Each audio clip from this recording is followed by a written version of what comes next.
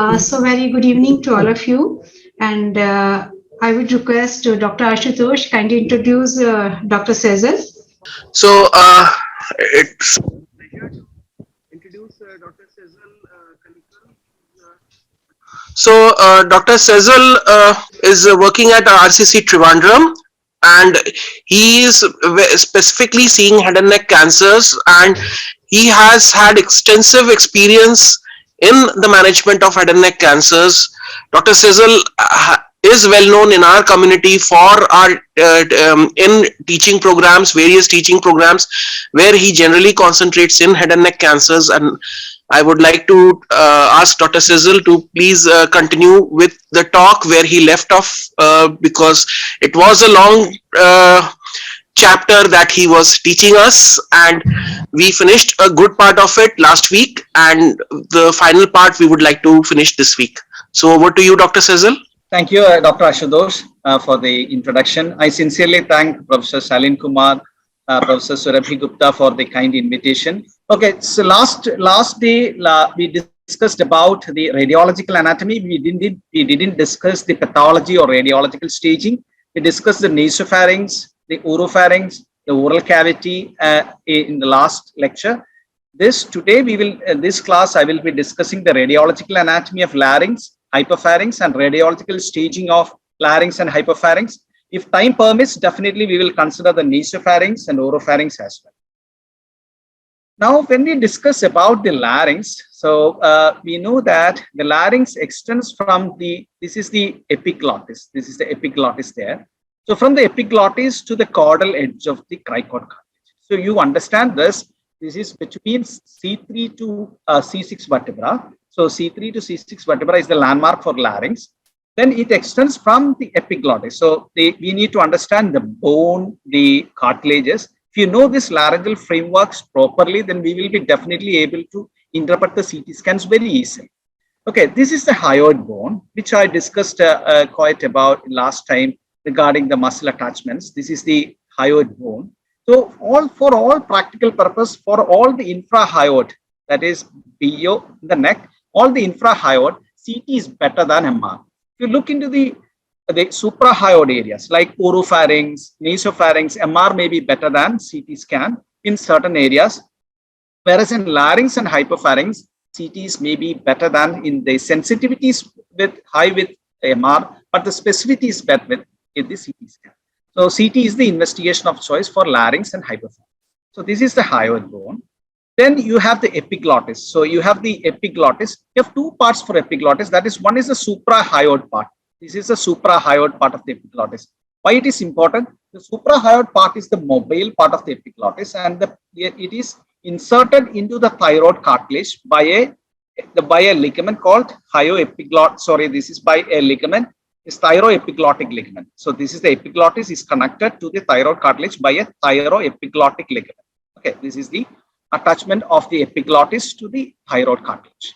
Okay, now you have the hyoid bone here. This is the epiglottis, and this hyoid is attached to the epiglottis by another ligament called hyoepiglottic ligament. Why it is important to know one space that is called the pre-epiglottic space. Okay, I will discuss that. This is the hyoid bone. This is the epiglottis. So there is a ligament called hyoepiglottic ligament, which we cannot see in CT scan. But in the anteriorly, you have another membrane that is called the thyrohyoid membrane. This is the thyrohyoid membrane. Thyrohyoid membrane is connecting the hyoid bone with the thyroid cartilage. So this is the thyroid cartilage. This is the cricoid cartilage. Okay.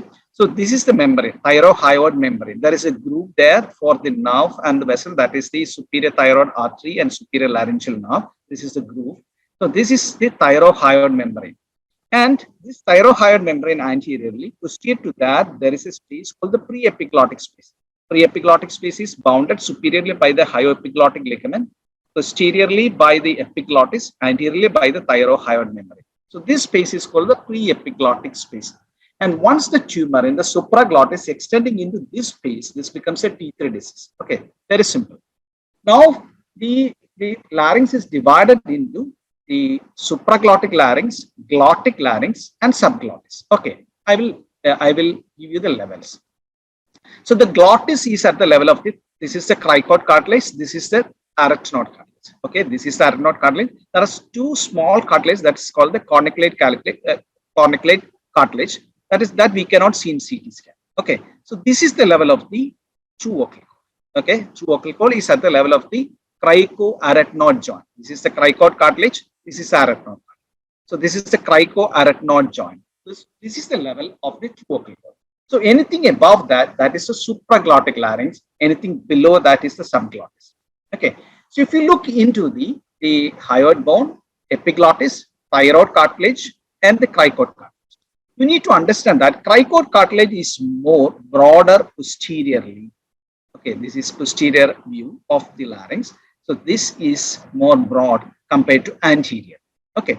So the components of the supraglottic larynx. Now we will discuss the supraglottic larynx. The supraglottic larynx, the components are 1, epiglottis. This is the epiglottis. 2, the arytenoid. This is the arytenoid. There is a 2. Then connecting this arytenoid and the epiglottis. This is the epiglottis and this is arytenoid. There is called the array epiglottis. Okay, make things very simple. So you have the arytenoid, you have the epiglottis. Then you connecting the arytenoid epiglottis. This is the array epiglottis. And the other thing is the false cord. This is a false cord which extends from the thyroid cartilage to the superior surface of the superior aspect of you have an apex and a base for the arytenoid cartilage is corresponding to the apex, the anterolateral surface of the apex of the arytenoid cartilage. So this is called the false cord. So the components of the supraglottis are epiglottis, then the arytenoid cartilage, array epiglottic fold, the false cord, and the ventricle. So these are the parts of the supraglottic larynx. At the level of the true vocal cord, you have the Occalis muscle, Occalis ligament that I will show you when we discuss the anatomy. Then the subglottis. This is the below that is the subglottis. So how you will see that's a subglottis. Whenever you see the level of the cricoid cartilage, you can assume that you are dealing with a subglottic area. That I will show you when we discuss the normal CT scan. Okay, this is how you see when you do a mirror examination, indirect larynx when you do. So this is the epiglottis. Epiglottis have two surfaces. One is the lingual surface and there is a laryngeal surface. So when we discuss the oropharyngeal carcinoma, we discuss that when the lesions are involving into the lingual surface of the epiglottis, then it becomes T3. I told you that is how we stop there. On either side, you have the vallecula. Then you have, this is the epiglottis, this is the arytenoid. So definitely the connecting the epiglottis and arytenoid, that is the array epiglottic fold. Okay, this is the array epiglottic fold. You have the false cord there, you have the true vocal cord there, and on either side, you have the two recesses, that is the pyriform fossa. So these are the two pyriform fossa. So this is how you look in the normal IL examination. Now I am taking you to the radiological anatomy. Okay, so the moment you see the hyoid in a CT scan, you have to think about the larynx and hypopharynx. So till then, it is something about the oral cavity or oropharynx. So you have this is the hyoid bone, this is the epiglottis here. Okay, so connecting the epiglottis and there is a ligament called the hyoepiglottic ligament.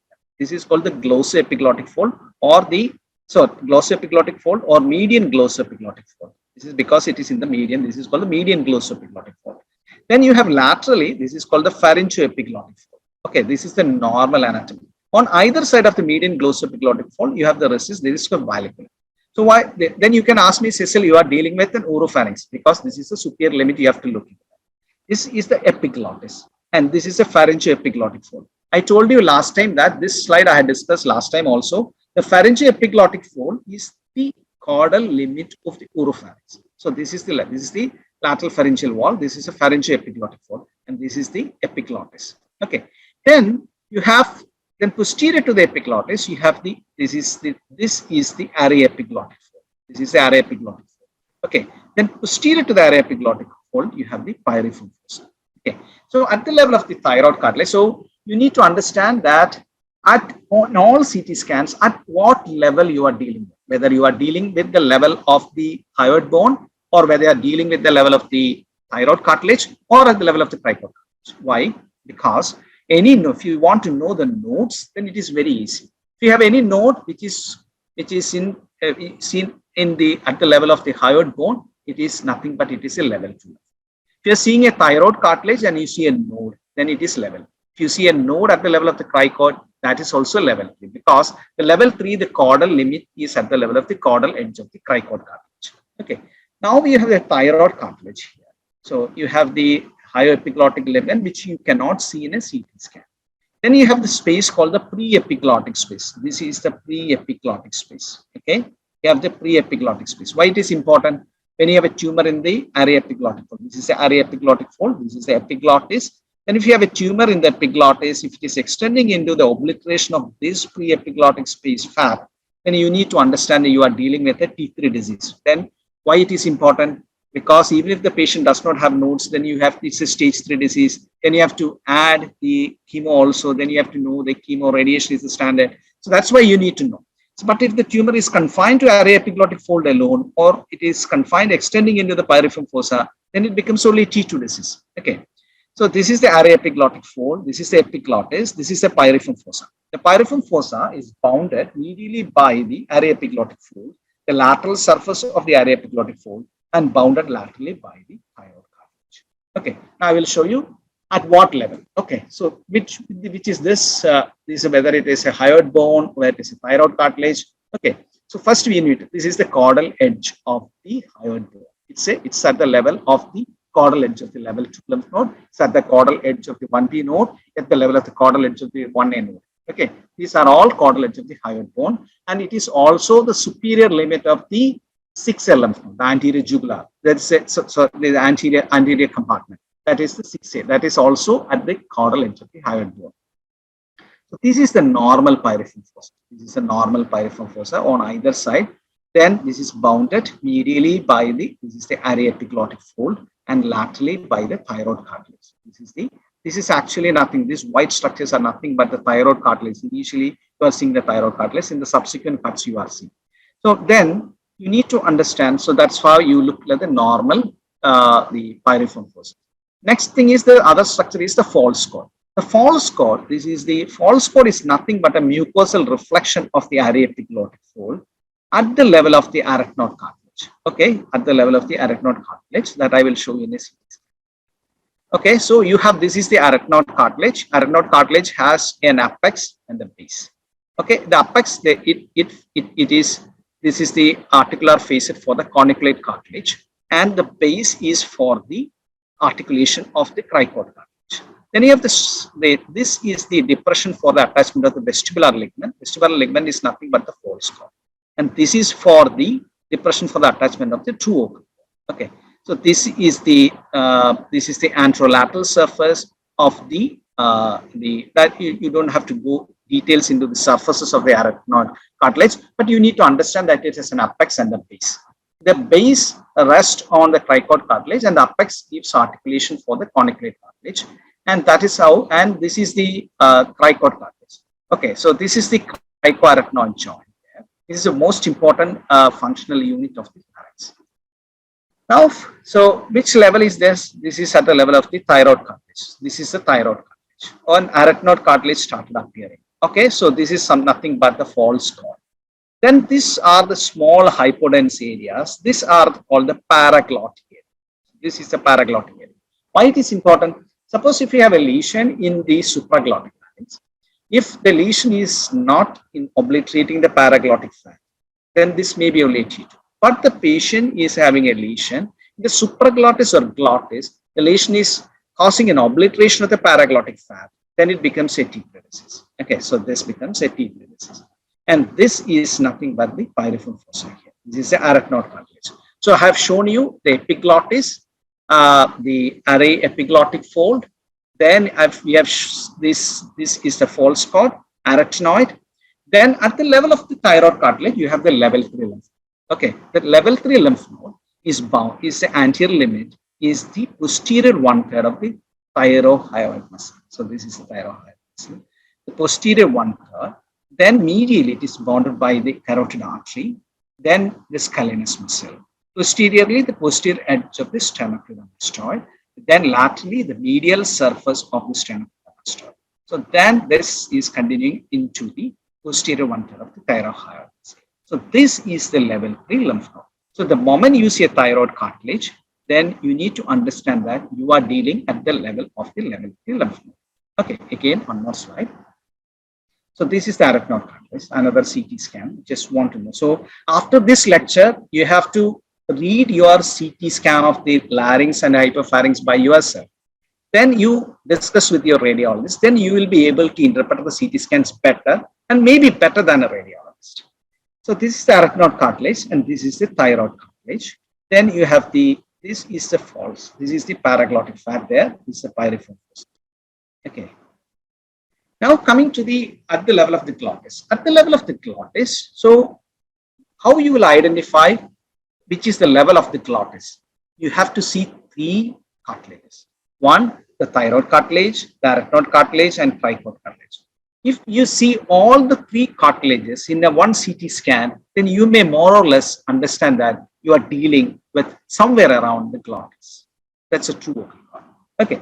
So at the level of the true occult cord, what are the structures you will see? So this is the arachnoid. This is the arachnoid cartilage. Then you have a vocal process. So you have a vocal process. So this is the vocal process of the arachnoid cartilage, which extends from the arachnoid cartilage into the thyroid cartilage. And you have the Occalis muscle. Occalis muscle is nothing but the medial belly of the thyroarachnoid muscle. It extends from the thyroid cartilage. This is the inner aspect. Then extends and it is inserted into. It runs parallel with the vocal ligament and it is inserted into the vocal process. So this is the vocal process of the arachnoid cartilage. This is the Occalis muscle. Then you have the structures. What are other structures at the level of the true occult cord? You have the anterior commissure. The anterior commissure is nothing but the meeting point of the 2 vocal cords. This is the meeting point of the 2 vocal cords. Then you have the posterior commissure. The posterior commissure is this area. So this is the interarachnoid. This is the arachnoid cartilage, the inner aspect of the cricoid cartilage between the arachnoid. So this area is the posterior commissure. Then what other structure you have at the level of the true vocal cord? This is another important structure is the piriform sinus apex. So apex of the piriform sinus is seen at the level of the glottis. Beyond that, then it becomes the post-cricoid area. Okay, so that is the structures which you will see at the level of the true vocal cord. Okay, I will show you in this. So then the true vocal cord, it is you have the anterior commissure, you have the posterior commissure. Then this is a triangular space between the 2 vocal cord that is called the Remark glottis. The true vocal cord has anterior 2/3, it is more membranous and it contains the vocal ligament and the muscle. Okay, Occalis muscle. The posterior 1/3 is fibrous and it is contains the vocal process of the arachnoid that we discussed. So how you will identify at the level of the true vocal. So first, look whether 3 cartilages are there. Okay, this is how my boss has taught me. My teachers have taught me in RCC. Okay, my Ramdas sir, Rajini sir has taught me this is the thyroid cartilage. Okay, yes. Then this is the cricoid cartilage. This is the arachnoid cartilage. Okay, so at the level of the true vocal, and this is nothing but the apex of the piriform fossa. So the apex of the piriform fossa is very important. Suppose if we have a lesion from apex of the piriform fossa or the lesion involving the lesion going posterior to the cricoid cartilage, the post-cricoid involvement from a supraglottic larynx, then or from a piriform sinus tumor, then you have to include your 6A and 6B lymph nodes into the focal. Okay, that's why this area becomes important. Okay, then you have this is the anterior commissure. This is area you see the meeting point between the 2 vocal cords. This is the anterior commissure, and this area is the posterior commissure. Okay, to be more precise. Okay, so this is the anterior commissure. This meeting point between the 2 vocal cords, and posteriorly, this is the posterior commissure. Okay, and you have another gap that is called the thyroarachnoid gap. Okay, this is the thyroid cartilage, this is the arachnoid gap. So you can see a normal, this is a normal thyroarachnoid gap. But once you have a tumor there, this can be widened because a lesion in the glottis can go into the post-cricoid area. Then you will see a widening of the thyroarachnoid gap. Okay. So for those who have joined late, because I know that for every Zoom meeting, the people will keep on joining. So I have put a slide for those who have joined late. So this is nothing but the hyoid. Okay. So this is the thyroid cartilage. This is the arachnoid cartilage. Okay. Then you have the piriform fossa. Okay. This is the epiglottic. This is the epiglottic. This is the epiglottis. Okay. This is the piriform fossa. I forgot to mention the posterior pharyngeal wall. So this is posterior pharyngeal wall is part of the There is a part in the oropharynx that we discussed, and this is and postcricoid, pyriform fossa, and the posterior pharyngeal wall. And these are the three subsides of the hypopharynx. So this is the posterior pharyngeal wall, and you have this is the carotid artery. You have the jugular vein there. Then this is the arachnoid cartilage, and this is the arachnoid cartilage here. This is the cricoarachnoid joint. This is a functional unit. Okay, I will show you when we discuss the total laryngectomy part. I will discuss what is the importance of this. Then after the cricoid cartilage, then you will see the cricoid. So, okay, you should not see any soft tissue in the cricoid. If you see anything, then you have to start thinking that you are dealing with any subglottic extension is present. I will show you the CT scans. Okay, so we discussed I know that there was a separate session for the lymph node contouring last Sunday, but I will just go through the slices where you have to look. We discussed 1A, 1B, level 2. Last time I showed you the level 3, then level 5, any cord below the caudal edge of the cricoid cartilage, then you have the level 4 lymph node. The level 5 lymph node is the posterior cervical lymph node, which lies superiorly cranially from the cranial edge of the hyoid bone to the level of the transverse cervical vessel. So this is the caudal limit of the level 5 lymph node, which is bounded anteriorly by the posterior edge of the sternocleidomastoid. So this is the sternocleidomastoid. Then this is at the level of the cricoid cartilage. You can see the cricoid cartilage. So it means this is the lower limit. Okay, so this is at the level of the level 3. Okay, so this is what we have discussed earlier. Then the level 5 lymph node is any node. If you see anything posterior to the caudal edge of the sternocleidomastoid, then this is the anterior limit of the level 5. Laterally, it is the skin and platysma. So we have the skin and platysma there. Posteriorly, it is by the trapezius or the levator scapular muscle. Then medially bounded by the scalenus muscle. So you have the scalenus anterior here, the medius, and the scalenus posterior here. This is the levator scapular muscle. So this will be suppose on opposite side. So this will be the level 5. So again, bounded posteriorly by the posterior limit of the sternocleidomastoid, medially by the scalenus muscle, then posteriorly by the levator scapulae or the trapezius, then laterally by the skin. Okay, then level. So you also need to know, you have seen CT scans, and another important thing is you need to understand how to interpret a CT scan in a coronal view. That is important to know two things. One, to know a minimal paraglottic fat. So this is the epiglottis. So this is the epiglottis here. I will correlate with the normal anatomy here. It's epiglottis. And this is the false cord. You have the ventricles here. Then you have the true vocal cord. Then you need to know the cartilages. Okay, so this is the thyroid cartilage. This is a hyoid bone here. You have this cricoid cartilage. So you should not see any soft tissue inside the cricoid cartilage. And we have two things. Coronal is very useful. One, to know the initial obliteration of the paraglottic fat, and it becomes T2 to T3. So this becomes important. And also to know the subglottic extension. So if you have any soft tissue here at the level of the cricoid cartilage, then it is a sign that you are dealing with something there which is going from up down to the level of the subglottic. Okay, so that's why you need to know in the coronal view. Okay, now we are moving from, so far we are discussing about the anatomy. So I have finished the radiological anatomy of nasopharynx, the oropharynx, oral cavity, larynx, and hypopharynx. Now we will move to the real part, that is the pathology and staging based on the imaging. So any CT scan, how to interpret is first and foremost thing is that asymmetry. Okay, if anything is right and left side, it is aligned and is everything symmetric, that's fine, it is normal. But if anything is thickening, if there is an asymmetric soft tissue prominent thickening, if you see any abnormal contrast enhancement, or if you see any obliteration of the normal fat planes or places in any head and neck region, then you have to think that you are dealing with something pathological. Okay, that's a simple way of knowing that. Okay, so take this. Okay, so you take the asymmetry here. So compared to this side, you can see that there is an enhancement there. Something thickening is there. So it means you have to think that you are dealing with. So at what level? It's at the level of the true vocal cord. Why? Because you are seeing three cartilages. Okay, thyroid cartilage, arachnoid cartilage, cricoid cartilage. Very simple. So it is at the level of the true vocal cord. Again, there is an asymmetry here, but this is not as enhancing as this one. Okay, but there is a thickening is there. So you have to think that there is a disease. Okay, here you can see a lesion in the left vocal cord. It is enhancing and it is coming to the level of the anterior commissure, just crossing to the opposite side, and also is entire left vocal cord. So this is and in this situation, this is also very important to know the decided treatment. Okay, so we have to go for radiotherapy because all early glottic tumors are candidates for radiotherapy.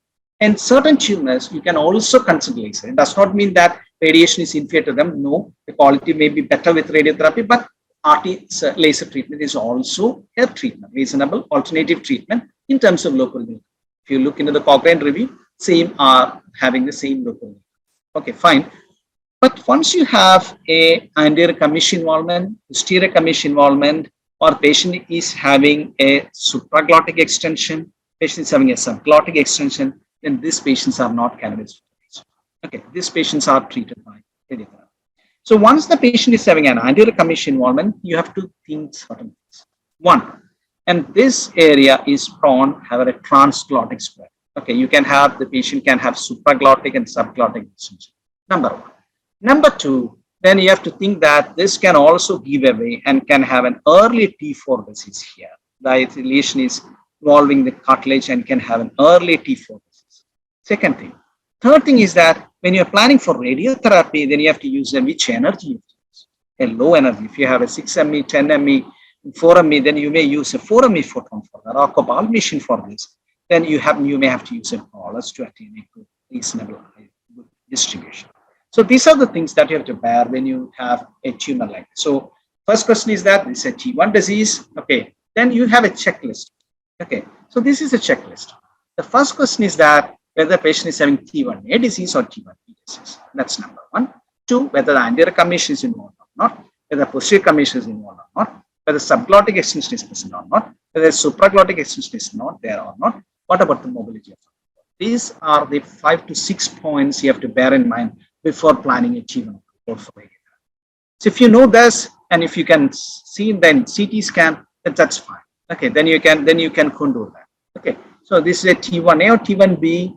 So this is very important because if you have a T1B disease, then generally we will not consider them for a laser treatment. Number two, if you have an anterior commission wall, no laser. Subglottic extension, no laser. Extended supraglottic extension, no laser, because you may have to consider treat the nodes also. Because the glottis, the lymph node involvement is very low. Once the lesion extends in supraglottis, then there is a high chance for a mobility of the vocal cord. Again, if a patient is having impaired mobility, there is maybe an early paraglottic patient. There is no laser. Okay, that's fine. These points I've discussed. If you have an anterior commission involvement is there, the lesion in the midline, then you have to think that whether any bone involvement is there. Now also you have to have a close interaction with your radiologist to know there is supraglottic or a subglottic extension space. Okay. Now coming from the T1 vocal cord, you are moving to a lesion involving the epiglottis. So you can see this is the epiglottis here. You can see this is a normal epiglottis here. But this is a bulky one, means this may be a T1. And this lesion is involving the epiglottis and the array epiglottic fold. Okay, I'm not sure whether the piriform fossa is involved, but I feel that this is maintained. And there's a pedungulated mass. The posterior pharyngeal wall seems to be free. It's a T1 bar T2 disease. In this situation, you have to consider when you have whether you consider radiotherapy or surgery. There are two equally effective modality, but generally this patient will go for radiotherapy because the chance of lymph node involvement in a T1 or a T2 supraglottic lymph, it varies from various series from 29 to 42%.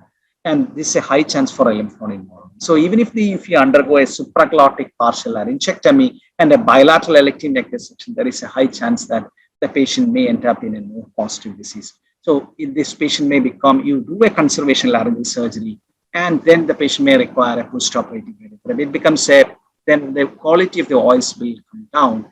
Better you consider them for radiation. Again, this is a situation where if you have a base of tongue extending into the lingual surface epiglottis, it is T3. But if you have an epiglottic tumor extending into the base of tongue or vallicular, it's only T2 disease. Okay, you have a disease there, it's epiglottis, a bulky epiglottis, it is only T1, but this is extending into the base of tongue. But if this lesion is extending from here to the extrinsic muscles of the tongue, then it becomes T4 disease. If you have a lesion there, it is extending into pre-epiglottic space, then it becomes T3 disease. So this patient will generally extending in the base of tongue, will go for radical. Now coming to the pre-epiglottic space, this I had discussed, that's a space there behind the thyrohyoid membrane and anterior to the epiglottis. And this is the thyrohyoid membrane. This is how it, sorry, this is the pre-epiglottic space. And in the sagittal view, this is a normal pre-epiglottic space. Okay, it will look like this. Okay, you can see the hypodense area there. And this is the in the CT scan there. And the pre-epiglottic space is continuing laterally as the paraglottic. Okay, so if you have a tumor there, if it is extending into the pre-epiglottic space, then it becomes a T3 disease.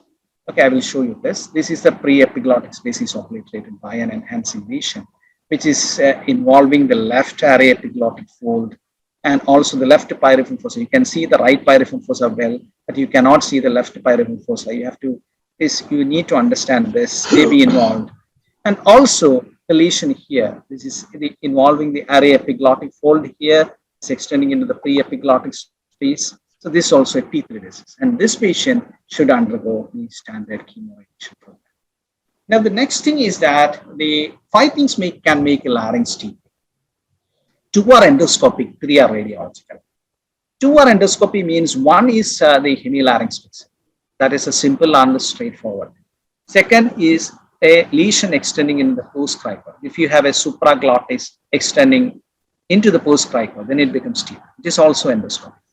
But other 3 things are radiological. 1 is pre-epiglottic space that we have discussed. Second thing is paraglottic fat.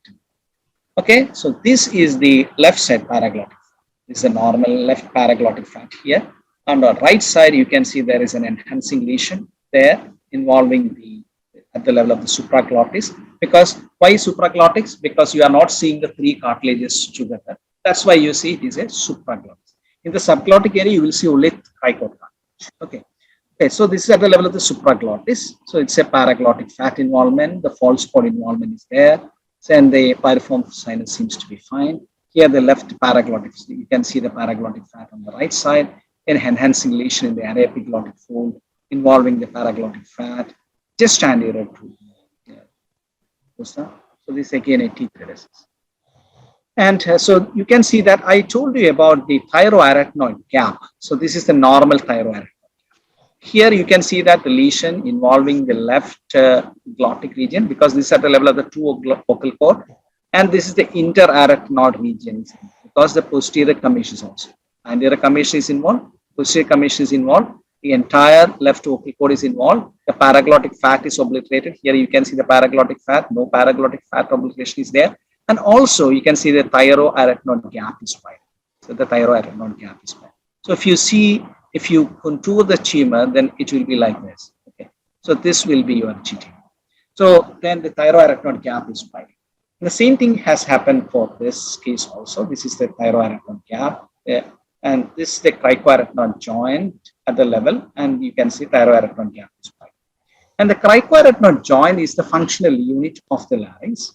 And if you can preserve one side, even if you have a lesion cross, that I will show, I will discuss later. Okay, now the third thing which makes the larynx T3 based on the endoscopy, it's based on radiology, is the inner cortex involvement. Okay, you can see this is the inner cortex of the cartilage involved. And also I told you in the beginning that you should not see any soft tissue in the level of the cricoid cartilage. So if you're seeing there, this is at the level of the cricoid cartilage. Okay, you are seeing there. So this is normal, but you can see the lesion is coming down. Means there is a subglottic extension is there. So it's a T3 by virtue of the inner cortex. Yes. And again, how you will know whether the patient is having a subglottic extension? Now we will see that subglottic extension. So the radiologically, okay, I'm also in the learning curve in the radiological point of view. Because if you see that more than 1 centimeter anteriorly and a 0.5 mm posteriorly, then you have to think that there is a subglottic extension. How I made it very simple is that you should not see any soft tissue here. See, there is no soft tissue here. There is no soft tissue here. But if you see soft tissue here, so it means there is, you have to think clinically. You have the subglottic extension. Why it is important? Because when you have a supraglottic tumor extending glottis and subglottis, then you have to think that subglottic extension tumors may have to include the 6A and 6B lymph nodes to at least a prophylactic dose. And another important thing you need to notice at this level is that this is thyroid and this is crico. Okay, there is a membrane there. That is a cricothyroid membrane. Okay, so these tumors can pierce the cricothyroid membrane and lesion can come extralaryngeal. You can see that. If you clearly make out, you can see there is a small soft tissue of extralaryngeal spread there. So if you see this is a cricothyroid membrane is pierced. The same way with the superiorly, you can have the thyrohyoid membrane can also be pierced, and the patient can have an extralaryngeal. Now, in certain situations, you may not be able to know whether there is a lesion in the oropharynx coming down or a supraglottic larynx going up, but it is based on the bulk of the disease. So you can see that the main bulk of the lesion is seen in the posterior 1/3 of the tongue. You can see the lesion there in the posterior 1/3 of the tongue. And you can see that there is the epiglottis is involved and the pre-epiglottic space is involved here. So it is coming down to the level of the pre-epiglottic space. So it becomes a T4 disease of the base of tongue. Okay, because the base of tongue is coming down to the level of the pre-epiglottic space. Then it becomes a T4A disease. Any oropharynx going into the level of the larynx, then it becomes T4A disease. This is at the level, it's a transglottic carcinoma. Okay, so this is at the level of the supraglottis. Why? Because we are not seeing any cricoid cartilage there. So at the level of so you are seeing only two cartilages, thyroid cartilage and arachnoid. So it means it is at the level of the supraglottis. Okay, so you have a lesion there in the right supraglottis here. You can see the paraglottic fat is obliterated there. And coming to at the level of the two occiput, because you are seeing arachnoid cartilage, thyroid cartilage, and cricoid cartilage. So cricoarachnoid joint, then you can see the enhanced lesion there. Lesion is crossing to the opposite side. The anterior commission is involved. The paraglottic fat is obliterated. And also, you can see that there is an erosion of the cricoid cartilage anteriorly. Okay. Then you have the inner cortex of the thyroid cartilage erosion is there. Can you see this? This is also inner cortex. This is also T3. And a slight extralaryngeal. There is a tendency for an extralaryngeal spread at the level of the thyrocricoid, at the level of the cricothyroid membrane there. And also you can see a subglottic extension. I told you when I discussed about the coronal view, it is easy to know two things. One, the paraglottic fat obliteration. See, you can see that. This on this side, there is no paraglottic. You cannot make out a paraglottic fat. So it is a T3. And also, see this side, on the left side, you can see that there is no soft tissue at the level of the cricoid cartilage. But you can see a soft tissue there at the level of the cricoid cartilage. So it means there's a subglottic extension is also there. So it's a transglottic carcinoma with anterior commission, posterior commissure. Then the next time when you read this, all the CT scan report, the lesion is involving all this, then you have to look on all this. So at which level? At the level of what about the arachnoid cartilage? What about the cricoid cartilage? What about the thyroid cartilage? Any erosion is there? Any subglottic extension is present? Any extralaryngeal spread is there, any lymph nodes are present. These are all important to know in the reporting of a CT scan. Now, in certain situations, you come across very bulky disease with an airway compromise, patient presenting to the casualty through a stridor. So in this situation, you have to evaluate properly. First you have to check whether the patient is having any biopsy. The biopsy report is there, mild stridor, you admit the patient, you work up for the platinum-based chemotherapy. Then, if it is a mild stridor, you start the patient on induction chemotherapy immediately after immunotherapy. Okay. But in certain situations, you'll be forced to do a tracheostomy because there is a definite stridor is present. Then, in this situation, you have to consider that this is a very advanced disease involving the entire at the level of the supraglottic larynx. You can see that the prevertebral plane is preserved. You can see the piriform side is on one side, but it is pushed. Okay, so a very bulky disease. In this situation, this is also a situation where you have to consider, even if this patient, this is a indication for starting induction chemotherapy if you are planning for a radiology. But if you are planning for palliation, any larynx, okay, any hypopharynx, if you are planning for palliation, if the patient is very elderly patient, fragile patient, even if you are considering a palliative radiotherapy, 30 gray and 10 fraction for an advanced disease, always look for an airway compromise. If the patient is having an airway compromise, even you start the patient on a palliative radiotherapy 13-10, then this can aggravate the laryngeal edema. You may have to subject the patient for a tracheostomy while the patient is undergoing. Okay. So now I have discussed the T1, T2, supraglottis, glottis, and subglottis have no CT scans because they are very rare. We have seen the T3 disease also. Now we are coming to T4. A T4A can be with cartilage destruction and without a cartilage destruction. Without a cartilage destruction means the lesion can spread through the thyroid membrane. So this is a lesion with the cartilage intact. It's a very bulky tumor. It just spread, extralaryngeal spread. This is also extralaryngeal spread there. And this is the thyroid. This is hyoid bone. Then thyroid membrane. Then you can have lesions. But how you look for an extralaryngeal spread is there? You look for the borders. Okay, if it is very smooth in outline, then you have to think that, okay, it is within, there is no extralaryngeal spread. Thyroid membrane is not pierced. But once it's a irregular margin, then you have to think that then this is pierced. But this is very fine, okay, because there is an extralaryngeal strap muscles are involved. So how to treat these patients? If the patient is having a cartilage intact and if the patient is having a functional larynx, there is no signs of aspiration. This is a T4 disease. You can consider them for radical chemoradiation. And this patient need not be subjected for a Now, when you have a through and through cartilage, then in this CT scan, you have to think for certain things, at least 4 things.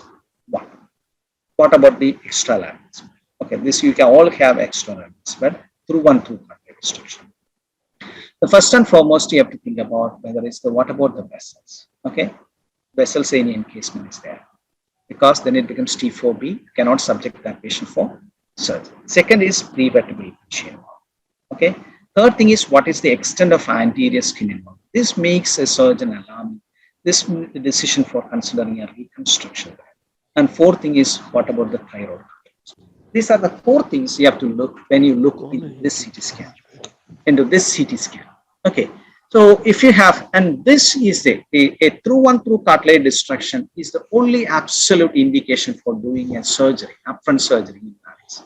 Okay, so the many surgeon, if any surgeon is there in the crowd listening to them, then that they may not find it very good to listen to that. But this is the only absolute indication for doing an upfront surgery in larynx. Okay, all other can be managed by radiotherapy or chemotherapy. Okay, in these situations, you never consider them for an organ. Dr. Cessal? Yes. Sorry for interrupting you. Can you speak a little bit loud? Actually, there is most of the request regarding this. Yes, madam. Okay, I'm sorry. Okay. So in this situation, never consider these patients for a radical chemoradiation approach. Always you should consider them for a total laryngectomy. You have to consider a bilateral elective neck dissection. If nodes are there, the anterolateral neck dissection level 2, 3, 4. Then you can consider a reconstruction if required, rehabilitation, either it is immediate or delayed rehabilitation, followed by postoperative.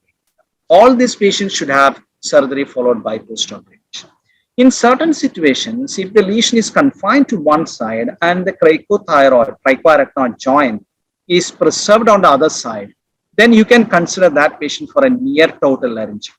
Near total laryngectomy is a situation where you are able to preserve the one cricoarachnoid joint with the vessels as the nerve supply and the muscles, and then preserve the function. Then you do a near total laryngectomy with a margin negativity, followed by postoperative.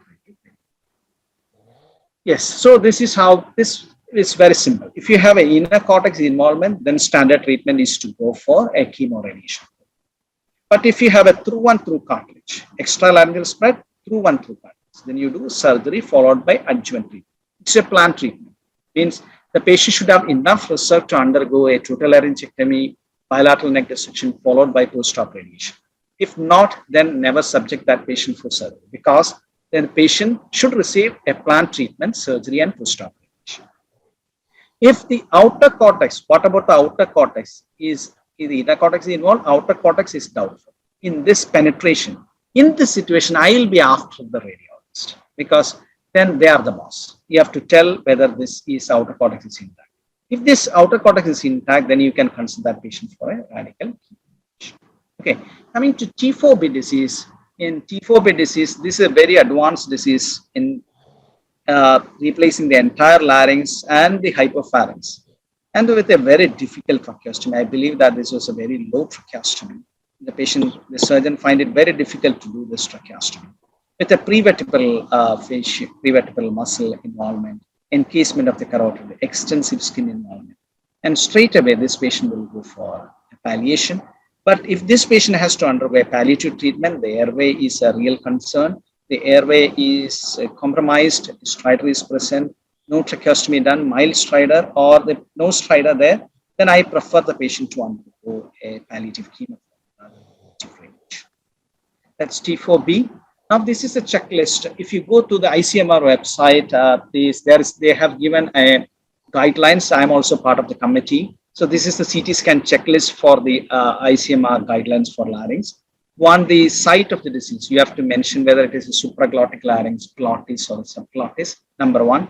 Number two, what about the size? Because the size criteria is not included in the staging of larynx. Then pre-epiglottic space, the paraglottic space, the post-cricoid region that is involved, extension into the other subsides of the larynx, whether it is a supraglottis or a subglottic. What about the anterior commissure? What about the inner cortex? Any penetration, extralaryngeal spread, thyroid gland?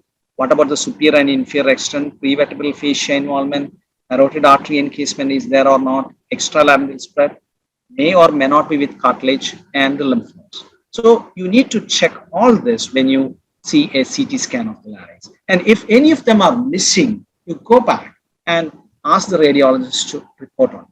Okay, or you ask them. Okay, so how the larynx is different from other head and neck sites is, one, you do not have a T1 or a T1b in any other subsites. Oral cavity, no T1, a T1b. But in larynx, in glottis, you have a T1 and T1b. That's number one. Number two, there is a separate staging system for supraglottis and glottis. That's not seen with, in oropharynx, you can have P16 positive and P16 negative, but you do not have a separate staging for oropharynx in tonsil and soft palate. There is no separate staging system. Three, there is a separate guideline. If you go into the NCCN guideline, you can see separate guideline for supraglottis and glottis is there. And another important thing is prognosis also different. A soft palate and tonsil may not differ much in their prognosis, but the supraglottis have a high chance for a lymph node involvement compared to glottic tumors. So they have a different prognosis. Okay, that's how the laryngeal tumors differ. And the laryngeal and hypopharyngeal tumors differ in different ways. Because the hypopharyngeal malignancy is the patient, so we are moving to that. Okay, so if you have this, you do not know whether it is an area epiglottic fold or a piriform sinus tumor. These are marginal zone tumors. You can see there's a normal piriform fossa on the left side. You cannot see that, but this is the epiglottis. This is the area epiglottic fold there, and this lesion is also involving the piriform fossa. So we do not know whether it is a piriform fossa tumor extending into area epiglottic fold or vice versa. It's a T2 anyway if there is no noise. Now this is a T2. If the lesion is, even if the hypopharynx extending into paraglottic fat, it will not change the staging. It will not become T3, but T3 in a piriform sinus tumor is due to three factors. One, if the size is more than 4 centimeters, number one. Number two, if the lesion is growing, the lesion is extending into the cervical surface. Third is the hemilarynx vessel. So these are the three things that can make a hypopharynx hypopharynx T3. And if you have a lesion involving the cervical esophagus, then it becomes a T3. And the second group is the posterior pharyngeal. So this is, you can see posterior pharyngeal. This is the posterior pharyngeal wall tumors are prone for the prevertebral fascia involvement. That's number one. Number two, second important thing you need to bear in mind is they are more prone for a retropharyngeal lymph node involvement. See, a nasopharynx and posterior pharyngeal wall. These are the two tumors where you need to conduct a retropharyngeal lymph node, even if the lymph nodes are invisible. Okay, so this is a height. This patient had a retropharyngeal also. This is a posterior pharyngeal lesion. So then post-cricoid. If you have a lesion below the cricoid, it's a post-cricoid lesion. This is also you come across Plummer-Wilson syndrome. You come across young ladies presenting with dysphagia. Then you see lesion in the post-cricoid. Most of them can have a cervical esophagus involvement. And this is maybe my observation. Most of them do not have lymph nodes also, but they respond very well to chemoradiation compared to the post-cricoid lesions presenting in elderly patients. Okay, that's post-cricoid. Then certain posterior pharyngeal piriform sinus tumor can be very bad, say very extensive disease encasing the vessels, pre-vertebral muscles, very advanced disease. All these patients look for palliation. The most important thing is that what is the extent of dysphagia, whether we need to take the patient for a bile tube feeding or whether we need a feeding jejunostomy. What about the extent of nutritional compromise? What is the weight loss? Then you have to be very practical in approaching these patients with very advanced disease. Okay, how the hypopharyngeal tumors differ from laryngeal tumors? One, they present at an advanced disease, number one. Number two, they have a high chance for a lymph node. Three, the laryngeal preservation rates are poor compared to larynx in hypopharynx. Third thing, there is a high chance for relapse. Even in the patients, if you look into the ORTC trial where they studied the induction chemo, I'm not here to represent the trials, but in that trial, it is in patients who received the induction chemo and patient attained complete clinical remission, real laryngeal preservation rate was 40%. But then when they evaluated 10-year results, the patients who received induction chemo followed by radiotherapy, the 10-year survival was 13%. And patient underwent surgery followed by post-op radiation, the survival was 11%. So that's a very bad disease. And another important thing is that the relapse pattern is also different because the salvage rates are poor because most of the patients after radiation or chemoradiation may not have enough reserve to undergo salvage surgery. And even if they undergo surgery, the relapse pattern is different. And a proportion of patients with hypopharynx can present. Dr. Cessal? Yes. Yes. Your voice is fluctuating again. I'm sorry. Okay, now clear? Something. Yeah, it's clear now. I think in between, I think your net, you just have to keep an eye on the net. Yeah, I will do that. Okay, I'm sorry, Dr. Ashwin. Okay, now this is one of the concerns we have when you deal with a hypopharynx. Okay, if you have any questions, I will take larynx and hypopharynx. Then shall we move to the next site, nasopharynx, or shall I start with the radiological anatomy of nasopharynx? You continue, Dr. Cessal. Yeah, okay. So I will take up the nasopharynx. Okay, then if time permits, I will do the oropharynx. But it is already 9:20. Okay, so please remind me if there is any issue with my sound. Okay, because I am doing the same business from 7:15 onwards. So I am little tired also. Okay, but I will try to be loud as possible. Give me 1 minute. Okay, just give me 1 minute. I will stop. Then I will. Okay, there is. Cessal, give your voice some rest for 1 or 2 minutes then. No problem. Okay. Okay. So this slide is visible now, the normal axial MRI of the nasopharynx. Yeah. Yeah. Okay. Thank you. So this is a normal MRI scan of the nasopharynx. Though I have only one slide because if anyone not there for the last lecture. Okay. This is the pharyngeal mucosal space. And inside that you have this is the lateral pharyngeal recess, then you have the levator veli palatal muscle. This is the torus tubaris. Then lateral to the pharyngeal mucosal space, you have another muscle called tensor veli palatal muscle. Then you have lateral to that, this is a medial pterygoid muscle. This is the parapharyngeal space. When you have a tumor there, it is confined to this space. This is a pharyngeal mucosal space. Then it becomes a T1 disease. If it involves the pharyngeal space, parapharyngeal space, this is the parapharyngeal space, or the prevertebral muscles, or anything beyond this pharyngeal mucosal space. Suppose if it involves a medial pterygoid muscle, then it becomes a T2 disease. And it goes posterior to the prevertebral muscle. It involves the clivus, or it involves the cervical vertebra. Then it becomes a T2 disease. That's a simple way of staging at the axial. Okay, if you have a tumor there, if it is involving the parapharyngeal space, medial pterygoid or lateral pterygoid for that matter, it is T2. Any tumor which spreads lateral to the lateral pterygoid muscle, then it becomes a T4 disease. If it involves the bone, then it becomes a T4 disease. Parapharyngeal space, it is T2. So T1, the lesion is confined to the nasopharynx, oropharynx or nasal cavity. When you have a lesion in the oropharynx going into nasopharynx, then it becomes T4b. Okay, last time I told you. Okay, in an oropharynx extending into nasopharynx, it is T4b. But a nasopharynx going into oropharynx is T1. When a lesion in the nasopharynx, which is extending into the nasal cavity, that is also T1. So if you have a VCF, this is the lesion from there. It is coming down to the level of the oropharynx, it is T1. It is going anteriorly, it is also T1. Okay, so you can see an enhancing lesion in the left pharyngeal vessels, but it is confined to the pharyngeal mucosal space. The plane with the prevertebral muscles, the parapharyngeal space is minty. So that becomes a T1. Now coming to, again, this is another lesion where the prevertebral muscles, the parapharyngeal, everything is involved. Everything is preserved. So this is a T1. That's a T1. The other T1 is a lesion involving the oropharynx. So how you will know whether the lesion is involving into the oropharynx or not? That is also very important. Although it is not important for staging, but you need to know whether the oropharynx extension is there. So if you have a caudal edge of the C1, you take the caudal edge of the C1. So the caudal edge of the C1 vertebra, according to Gray's anatomy, is the caudal limit of carcinoma, is the caudal limit of the nasopharynx. So if you have a tumor arising below the caudal edge of the C1, that is the level of the C2, then you need to understand that the lesion is involving to the level of the oropharynx. You need to understand that the carcinoma nasopharynx is more have a propensity to spread upwards than downwards. So any tumor with an oropharyngeal extension is likely to have a higher involvement, like a sphenosinus involvement or intracranial extension, because they are a clivus destruction. This cannot come. So that is also we have to bear in mind when you see a lesion involving into the oropharynx.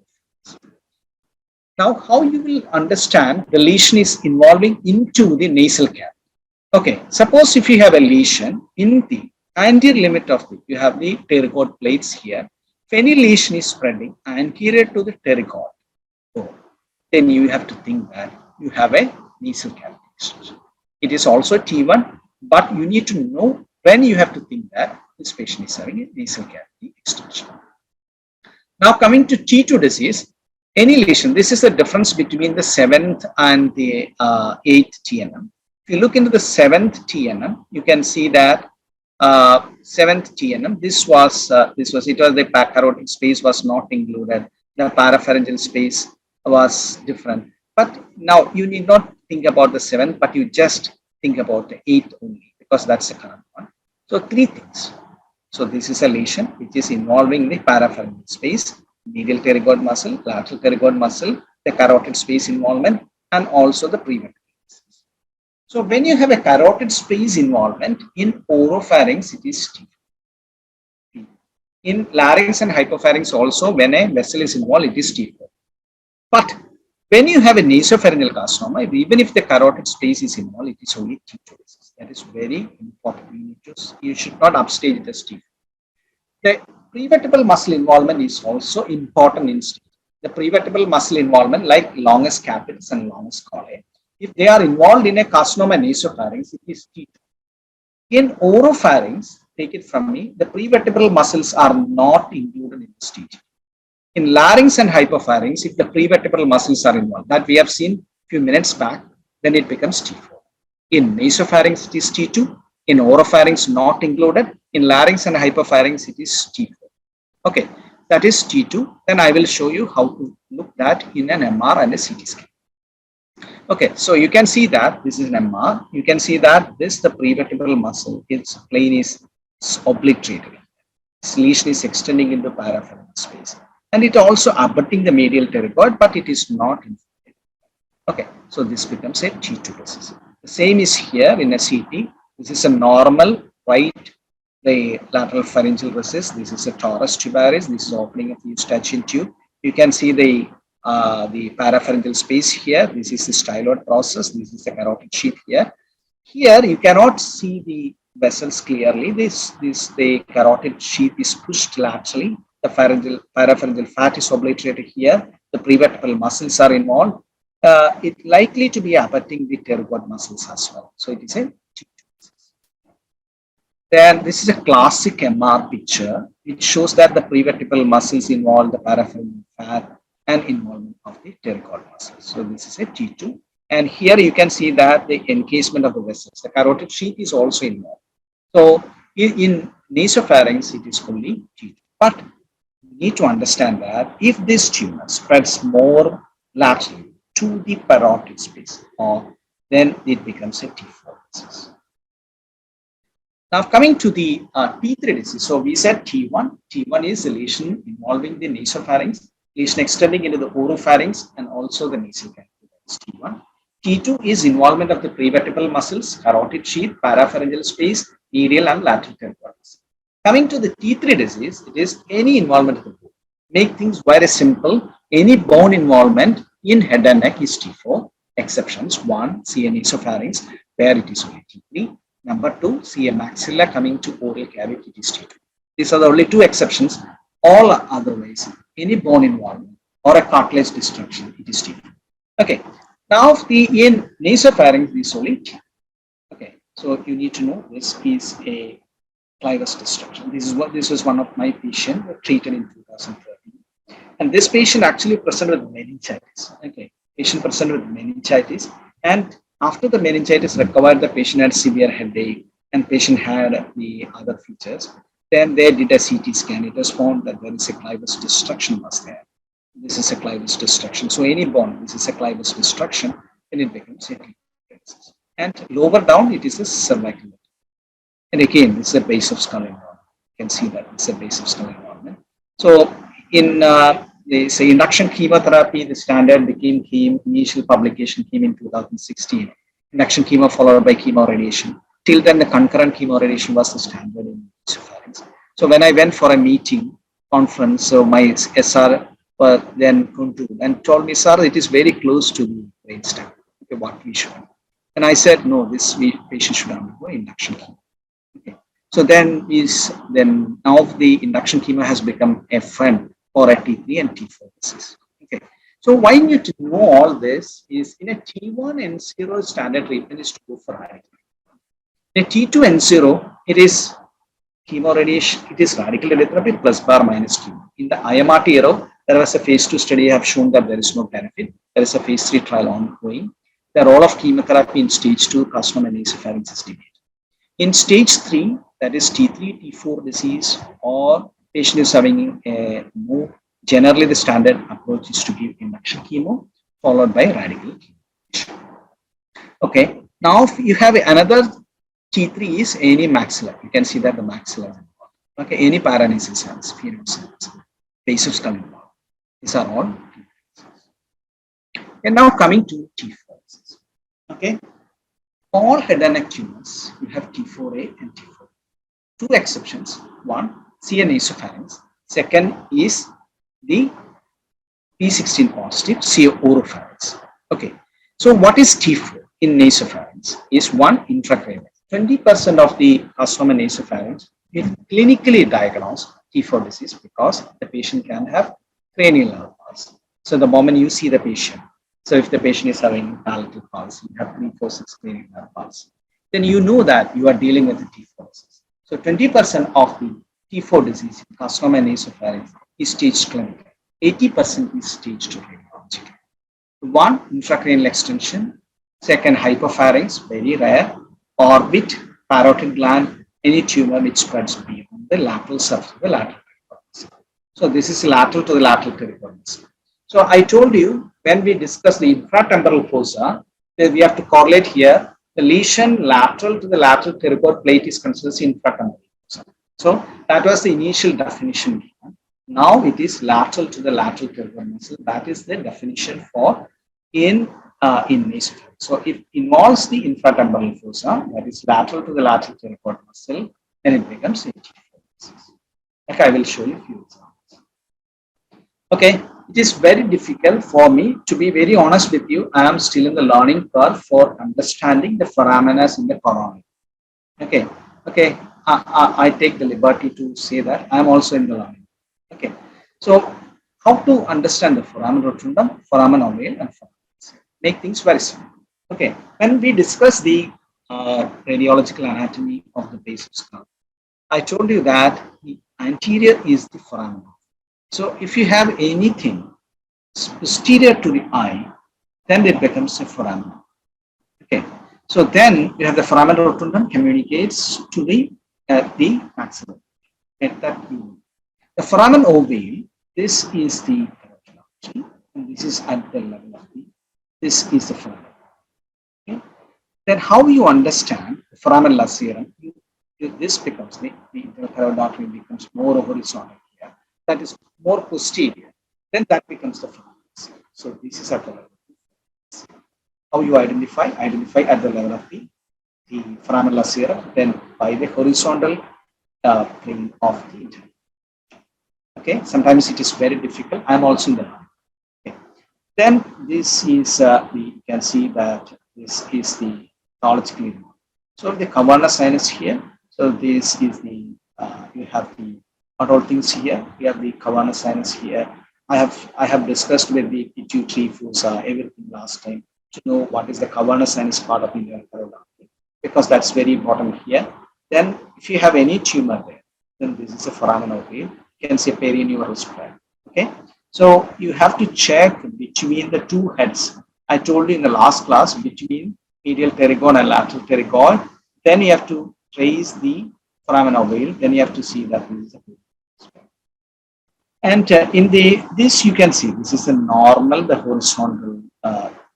This is a horizontal part of the internal thyroid artery. So this is how you understand the foramen. So this is how the foramen is. Okay. Now coming to the foramen rotundum, I will take the one by foramenas in the axial. So this was a school teacher came to me. Patient presented with 346 cranial proptosis, and on CT, this was a CT scan showing patient involving the Kawana sinus. So I told you, do you remember the last time when we discussed the normal Kawana sinus? This was the internal thyroid artery here. Here you have to check for the superior orbital fissure. This is the Kawana sinus here. Here you can see the lesion is involving the internal. This is the Kawana sinus, and also extending into the orbit. Orbit involvement is also before, and also the lesion is affecting the brainstem. Okay, so how you will give chemo radiation for this patient is very difficult. So now I am not in a position. When I was a junior staff, then I can say that, sir, I am on leave. I cannot condo because I cannot give a 7-degree equivalent dose. Okay, there's very 54 here, 60 here, an optic nerve, optic asthma. I have only one option to ask for a leave. But now I cannot do that. Okay, so I have to give an induction chemo, then I have to give a separate all-in for this. Then you have to consider the patient for it. It's another patient with involvement of the sphenoid sinus here, which is involving the maxilla, nasal cavity, and also the foramen rotundum is involved. It's another example where he's in cinema showing the foramen rotundum is involved. He's extending into. So these are all examples. Now coming to another example, lateral to the lateral pterygoid muscle. This is lateral to lateral. This is the insertion of the temporalis here, and you have the pterygoid plate destruction that becomes T3. Then lateral to the lateral pterygoid it becomes T4. You can see that the prevertebral muscle sees plane is lost. Parapharyngeal fat is obliterated here compared to this side. So it's a T4 because it is lateral to lateral.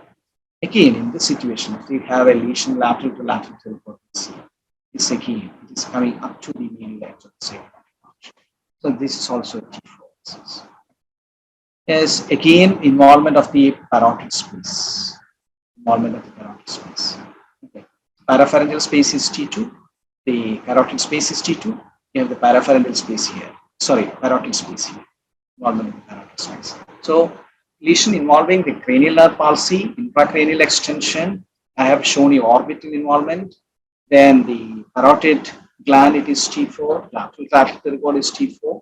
Then, but I have no CT or MR, the lesion involving the nasopharynx all the way down to hypopharynx. Okay. Now coming to the it is 9:40. I will wind up within 10 minutes. Okay, I will conclude the nodal disease of the nasopharynx. Stop. Okay, I can see the number dropping. Okay, so the lymph node metastasis, it is common. It is 75% of the patients can develop lymph node involvement. Maybe the first manifestation is not related to the size of the primary. That's very important. Sometimes you can see a small primary, T1 with an N. Okay, So T4 may have only N1. Okay, it is not related to the size of the gland. A tendency for bilateral nodes, orderly spread downward. Suppose generally in carcinoma nasopharynx, you not have a level 3 lymph node with other. Okay, orderly spread downward. And skip mets are there. So now coming to the retropharyngeal lymph nodes. So retropharyngeal lymph nodes bilateral, it will not change the stage unless the size is more than 6 cm. So when you will say the retropharyngeal lymph node is clinically significant if it is more than 0.5 cm or 5 mm. So this is 5 mm. Lateral is more common. Medial retropharyngeal lymph node does not exist now because it has been discarded from the stage in 2013 update. So where you will look for the retropharyngeal lymph nodes that I have showed you, that I have told you last class. This is a medial. You look for the internal carotid arch, or you check for the carotid shape. If you have any enhancement medial to that, then you have to look for a retropharyngeal. This is a retropharyngeal. Okay. So even if you have bilateral retropharyngeal lymph node, then that's only epiglottis. Okay. So this is a picture. This is not our patient. This I've taken from the net because I wanted to show this purposefully. You can see that this lesion is present. A T1 disease is present on the right lateral pharyngeal muscles. The plane with the pterygoid muscle, the vertebral muscles are intact, but you can see a node on the other side. But whether it is N1 or N2, it is N1 because N1. Because even if you have tumor on this side, you can have contralateral. It is not contralateral node actually. It is called as a node. It is unilateral or bilateral. So if you have any nodes only this side, still it is an N1. Okay, unilateral or contralateral. No, it is not ipsilateral or contralateral. In nasopharynx, the terminology is unilateral or bilateral. Here you can have bilateral retropharyngeal. Okay, this is bilateral retropharyngeal. So bilateral, you can have retropharyngeal nodes and a level 2 node, but it is an N1 disease. Okay, and any node is a stage 2 disease. T1N0 is stage 2. T2N0 is stage 2. T1N1 is stage 2. T2N1 is stage 2. So T2N1, T1N1, T2N0 is stage 2 in carcinoma. What is cervical lymph nodes? Cervical lymph nodes more than 10 mm. And if you look into the contouring guidelines, the international guidelines published in 2018 for the CTV delineation of carcinoma nasopharynx, it says that continuous and confluent lymph nodes with a shortest diameter of 8 to 10 mm, or any necrotic node, or with a contrast ring, then you have to think that this is clinically significant for contouring. It is always the terminology is unilateral or bilateral.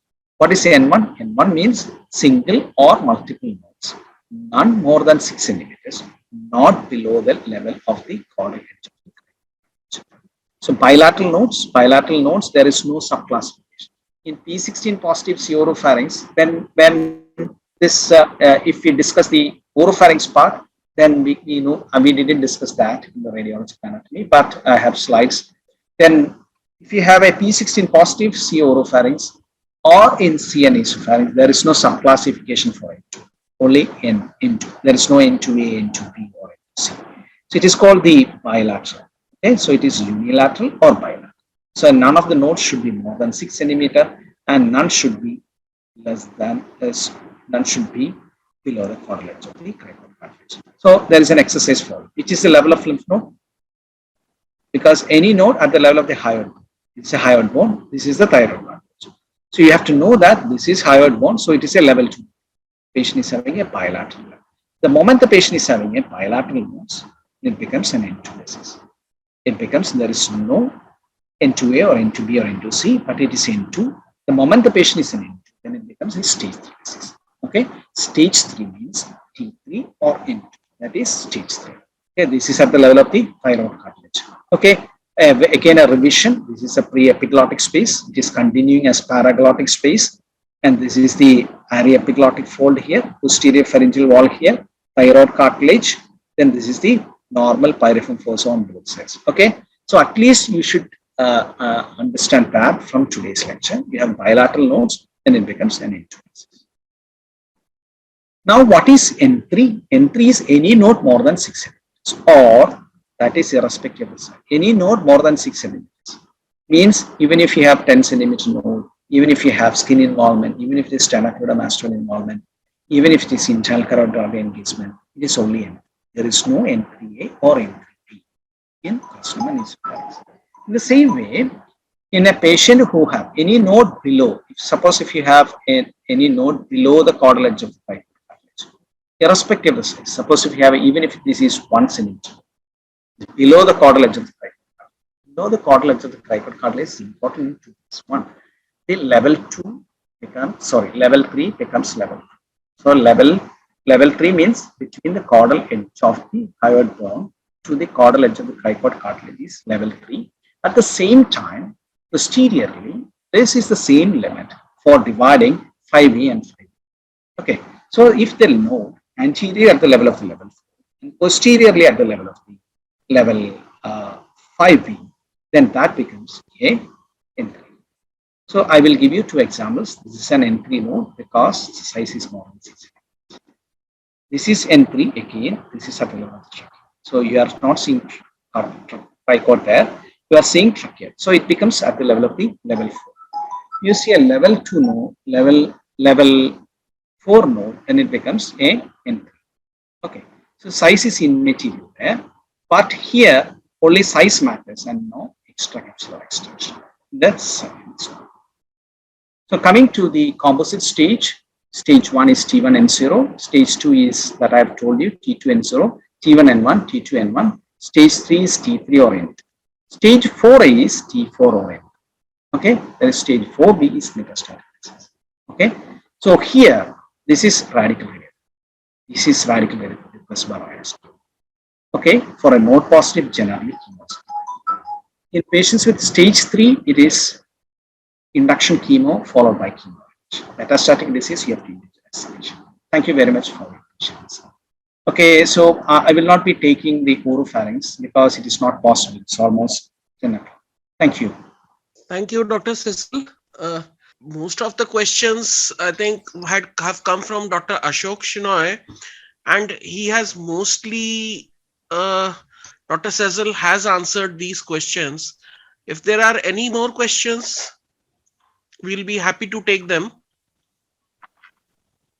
So there is a question on evaluation of retropharyngeal nodes. I think Dr. Cessal has answered that, but we'll still ask him. Yeah, retropharyngeal lymph nodes, the size criteria is 5 mm. So if you have any node more than 5 mm, it may be you have to consider that it is involved. Because for the cervical lymph node, you have taken as the size criteria, the short axis diameter as 1 centimeter. But for retropharyngeal lymph nodes, you have to take it as the 5 mm. Okay, thank you. Thank you, Dr. Cessal. One more thing I wanted to ask is, this was an important thing you showed in nasopharynx, where through the foramina or through the clivus, if there is an intracranial spread and you have given induction chemo, now the disease has withdrawn back. What are you going to do to the bed? How much dose of radiation are you going to give to the bed? Is it going to be 66 plus? Or will you go below 60 and respect the brain tolerance? Yeah, that's a very good question. So in that situation, it needs a lot of negotiation because if you have a disease, so basic principle is that if you do not have a critical structures close to that, it is easy to take a decision. Okay, you have to say that you have to give 7-degree equivalents. But when there is a critical structures close to that, if a lesion is extending into the orbit, lesion is involving the brainstem, very close abutting the brainstem, then in that situations, we have to sit with the patient, even if the patient has responded well with induction chemotherapy. Most of the time, we may not attain a complete CR, but there will be a very good response. The question is that if there is a disease is not there, then whether we should reduce with a low dose. Okay. So in that situation, there was a phase 3 trial which was published in Green Journal in 2018 evaluating this problem. And this article, this study was very recently updated in the last astronomy. Also with a 5-year follow-up shows that even if these patients where those respond with induction chemotherapy, even if you reduce the dose, it will not ultimately lead on to a less localized control. Okay, so in that situation, you have to limit to you have to respect the OIRs there, but you need to understand initially before the astro presentation, how I discussed with the patient was that I do not have a long-term data on this because because in the initial publication itself, the authors mentioned that we need more long-term follow-up to say that, okay, this will not compromise on the local regional control. And the updated data has not been published so far. So I will say that, okay, so we have a 3-year follow-up. Now it has become update 5 years. So it shows that there is no increase in the local regional recurrence. So it may be, you can get away with 60 to 62 grade. Okay, but it needs negotiation. It also discuss with the patient regarding that. Yes. So, yes, that was an important point you highlighted, Dr. Cessal. So, would you say, basically, I'm not talking of important critical structures nearby. I'm just saying that the lesion has regressed where the initial lesion was occupying the intracranial area. The brain has come back. Okay.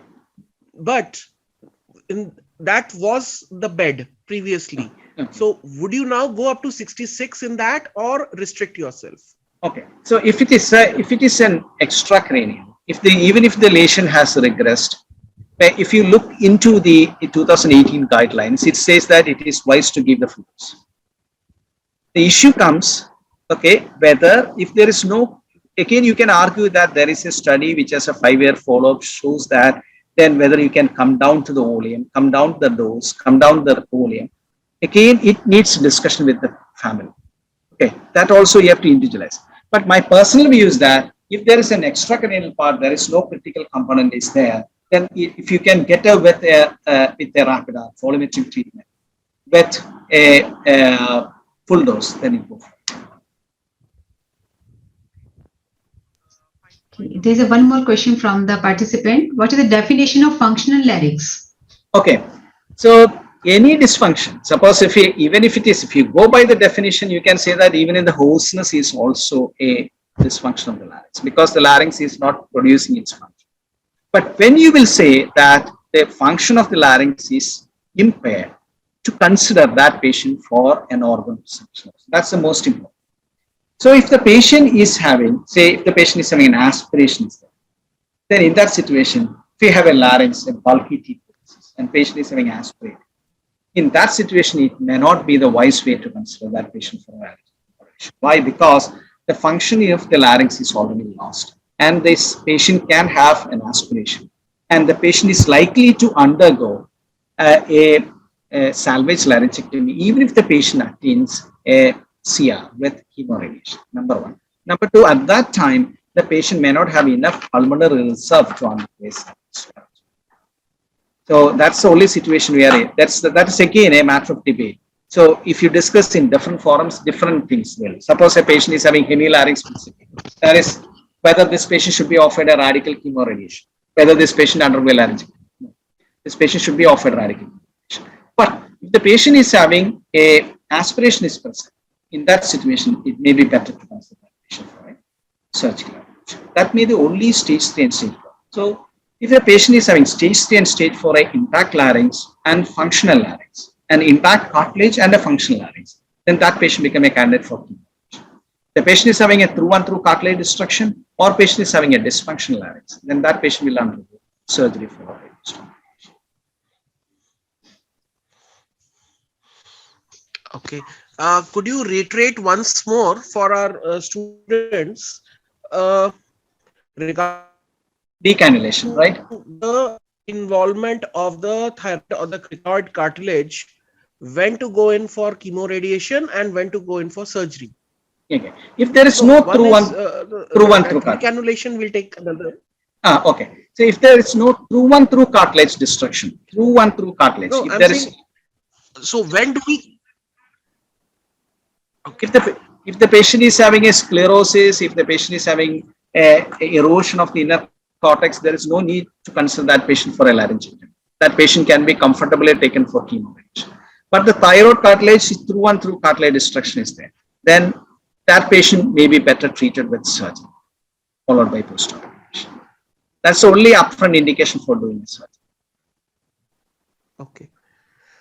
So there was one more question about decanalization. Okay. I think Yes. Yeah. Decanalization, if a patient is having a tracheostomy, if this tracheostomy is not a contraindication for giving chemoradiation, the patient can be given chemoradiation provided there is no aspiration. And initially, so when you will evaluate the patient, so we will start from evaluation after chemoradiation. There is no point in evaluating the disease before 8 weeks. You do an 8 weeks, primary is in remission, neck is in remission, you can reveal the happy news. Okay, maybe an edema will be there. At 12 weeks, no disease. Okay, at that time also you should not attempt decanalization. So the time you have to consider is that, so the edema should come down. So that may be the next visit. So 6 weeks. So the next, that's becomes 6 months. So first we will see at 3 months, then at 6 months. At 6 months, you look for the endoscopic findings whether the edema has come down. If then you ask for a decanalization. Then if you close, if the patient can tolerate, withstand it, then you consider decanalization. If the edema is there, then you wait some more time to subside. Okay, then you consider a decanalization. I think that would be all. There's one more question coming up. 1 second. What about 3-compartment disease in endolarynx T3 lesion? Okay. So again, okay. So I think the question is regarding the conservation laryngeal surgeries in that situation, T3 disease. So people have moved from the era of supraglottic partial laryngectomy, the cricohyoidoplegy and cricohyoidoplegy to the level of the chemoradiation.